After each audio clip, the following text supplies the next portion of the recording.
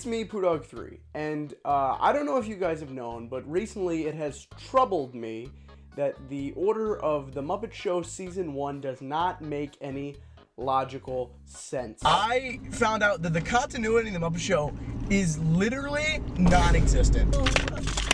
Oh my god. Now, Pudog, you might be asking yourself, what do you mean it doesn't make any sense? What I mean, Scooter is introduced in an episode after he's already shown up. You want to tell me that that's a accurate order? No, I don't care, Muppet Wiki. I don't care, Disney Plus. I care about the Muppet lore, and I want the Muppet lore to be sacred and held to a high standard to where it makes sense whenever I watch it. So that's why I am going to compile the official Muppet Show Season 1 timeline and make this show make sense.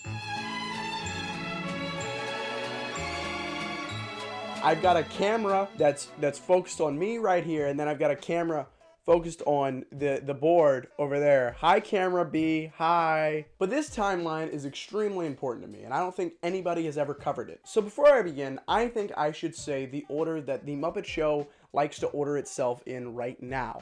There are many ways that people can order the Muppet Show. Just by naming a few, I've seen there's be a particular way they're ordered on Disney Plus, which is honestly, it follows the Muppet Wiki. So I don't know if Mickey follows the Wiki or Wiki follows the Mickey, but there is the production order, there is the order of being released, and then there's the order of it being released in the UK. I am gonna make up my own thing that makes logical sense. If Scooter's introduced in episode 10, he's gonna get more episodes in episode 11 through the end. He's not getting an episode in episode 6. Okay? So firstly, I'm going to go over the order that it is on the Muppet official wiki, which they're ordered in right now, but I'm going to read them out to you just in case you don't know. Starting from episode 1 of the Muppet Show, we have Juliet Prowse, episode 2, Connie Stevens, episode 3, Joelle Gray, episode 4, Ruth Buzzy, episode 5, Rita Moreno. That's the first person I don't really know how to pronounce because she shows up in another Muppet thing, and I feel bad for getting that wrong. Number 6, Jim Neighbors. Number 7, Florence Henderson. Number 8, Paul Williams. Number 9, Charles Enzadvoir. Number 10, Harvey Korman. Number 11, Lena Horne. Number 12, Peter Ustinov. I'm bad with names. I'm bad with pronunciation. Number 13, Bruce Forsyth. Number 14, Sandy Duncan. Number 15, Candice Bergen. Number 16, Avery Schreiber.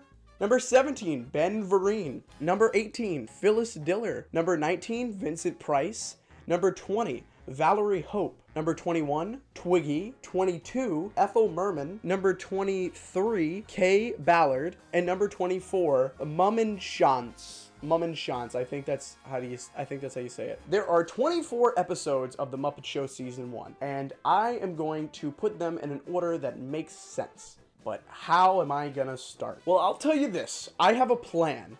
And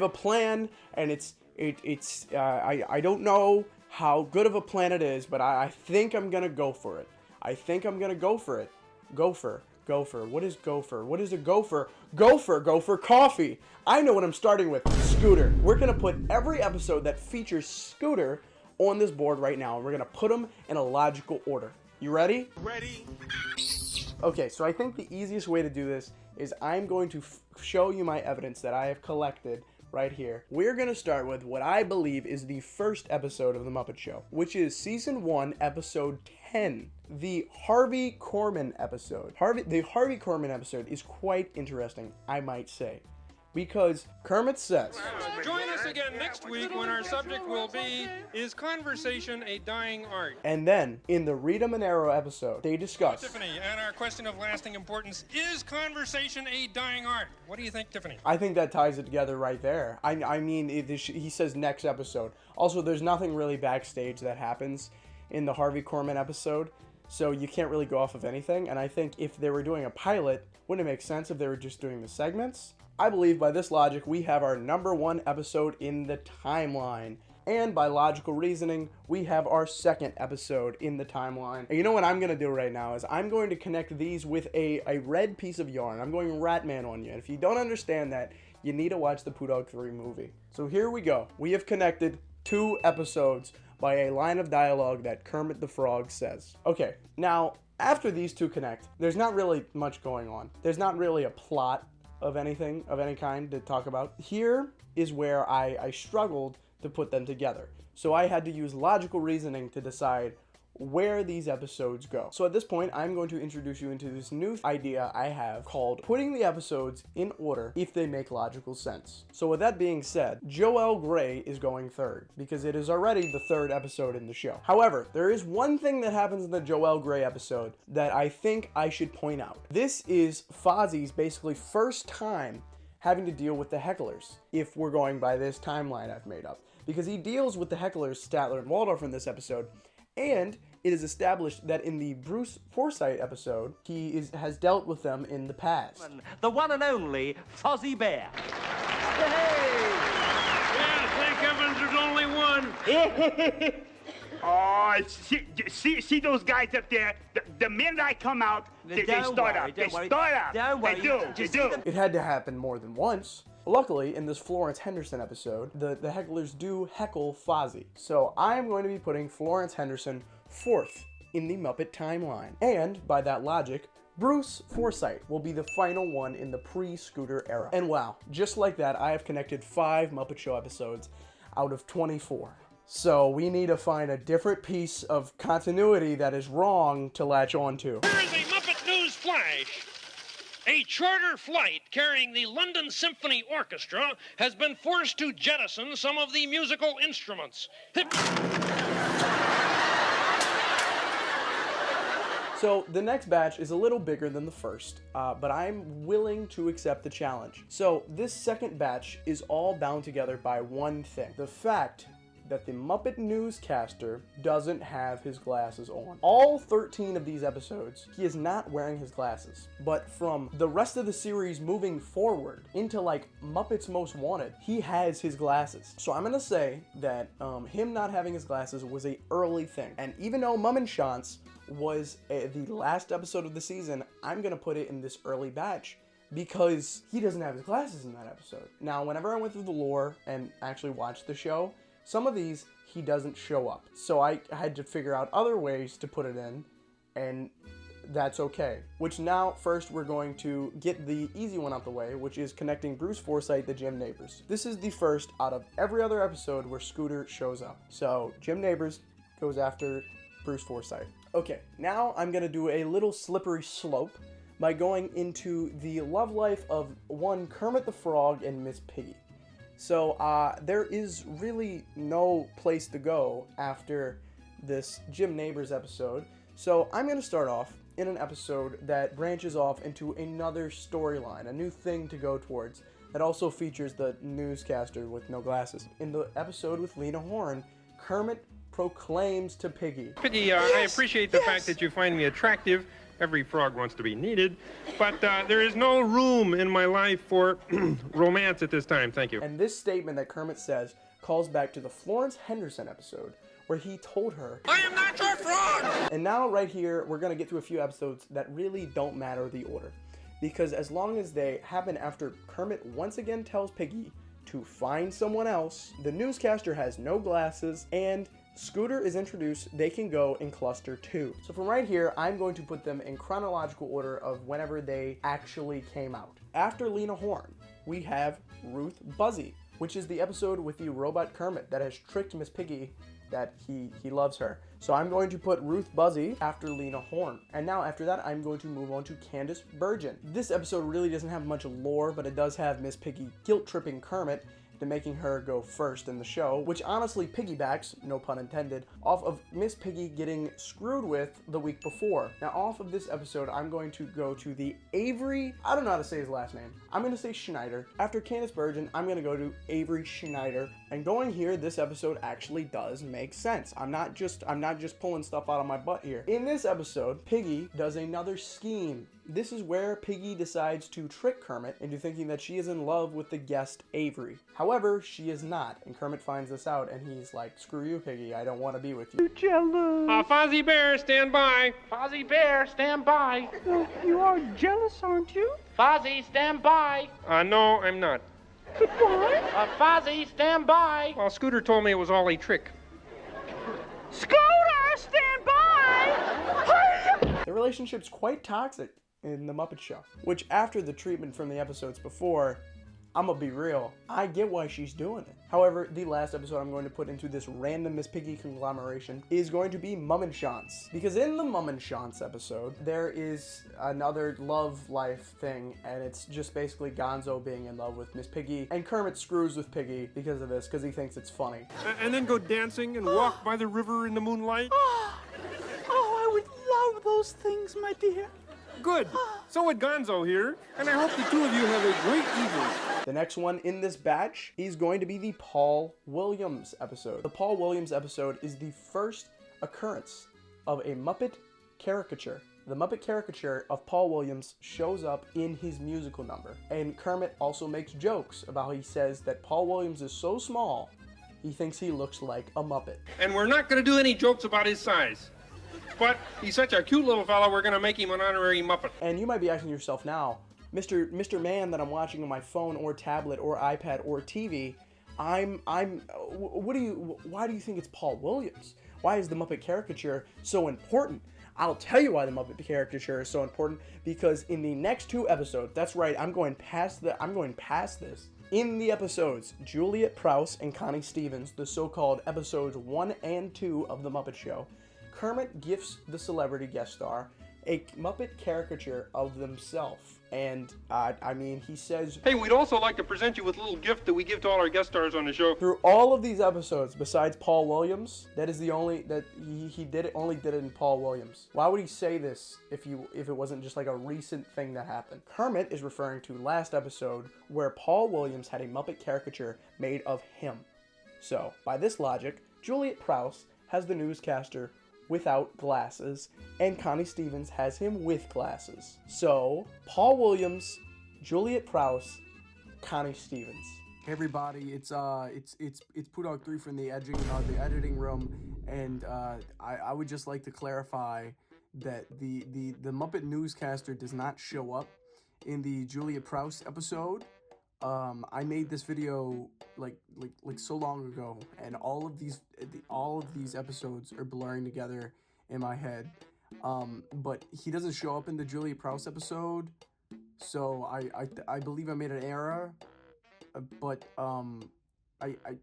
I think it's fine as long as she's in the little cluster of episodes of where they do the Muppet likeness or caricature or whatever. I think it's fine. Yeah, back to the video. Now, after Connie Stevens, which we've already discussed, that is 14 episodes down on the entire Muppet Show timeline. And there is 24 episodes. We are more than halfway done. With that being said, you should like this video and subscribe to the Pudog 3 YouTube channel. I know the name is funny, but you're watching a Muppet video and you could be like in your 20s.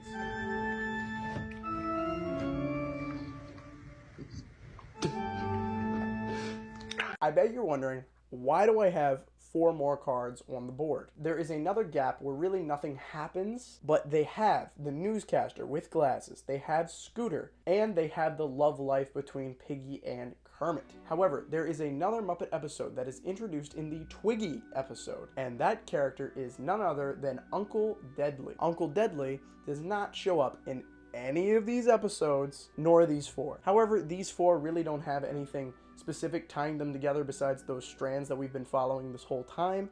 So I'm just going to put them in chronological order of how Muppet Wiki and Disney Plus have them listed.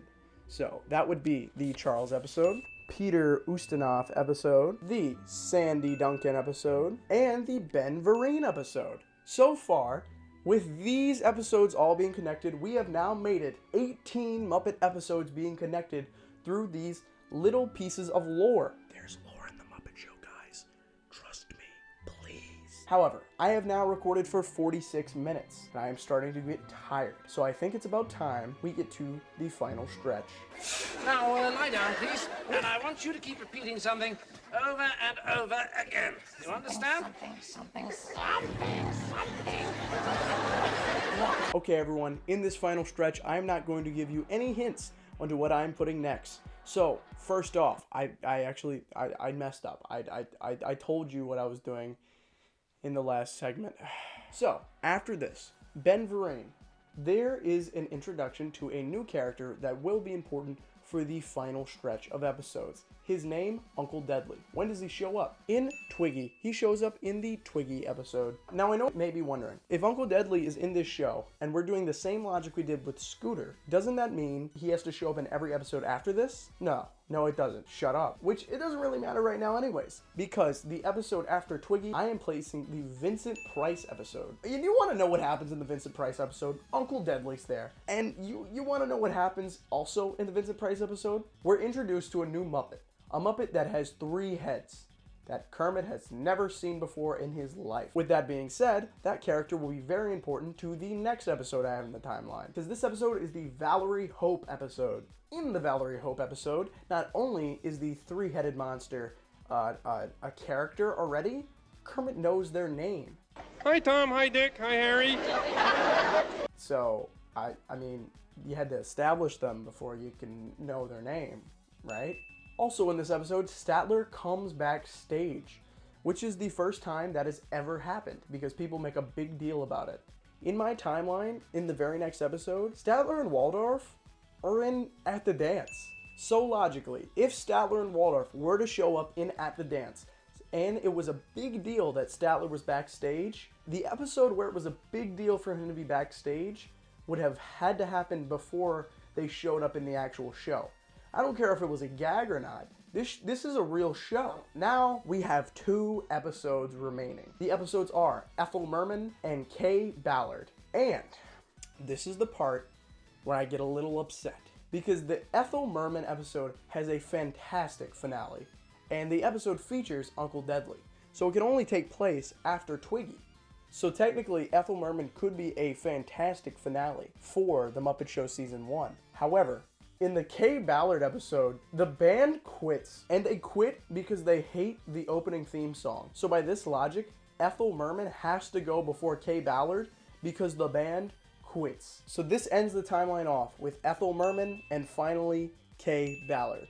I'm gonna end it with the band going on strike because technically there is a new opening in Season 2. So there you have it. I have successfully put together every single Muppet episode in Season 1 into a cohesive timeline that you can watch whenever you want because it's on Disney+.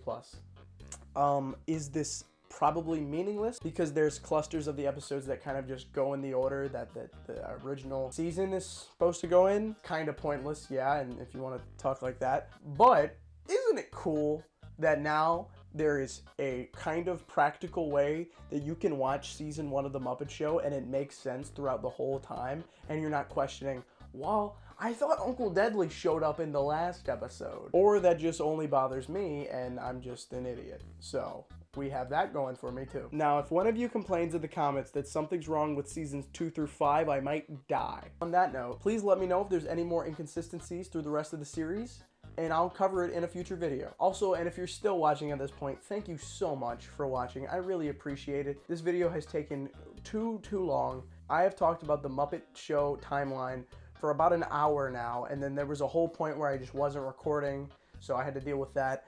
And now I have to go edit this, and there is about 3 different devices I have to get the footage from. This is probably the most effort I have put into one of these silly little videos that I do besides a Poo Dog movie, and I appreciate you sticking out the whole way through.